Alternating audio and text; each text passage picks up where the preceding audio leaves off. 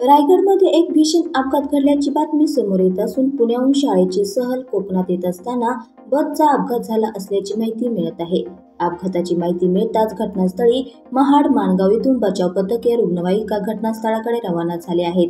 पोलिसांकडून मिळालेल्या प्राथमिक माहितीनुसार अपघातात दोघांचा मृत्यू झाला असून 55 जण जखमी झाले आहेत. सर्व जखमींना रुग्णालयात हलवण्यात आले असून त्यांच्यावर उपचार करण्यात येत आहे. रायगडमधील माणगाव ते पुणे दरम्यानच्या ताम्हणे घाटात एक खासगी बस उलटल्याने भीषण अपघात झाल्याची घटना आज सकाळी समोर आली आहे.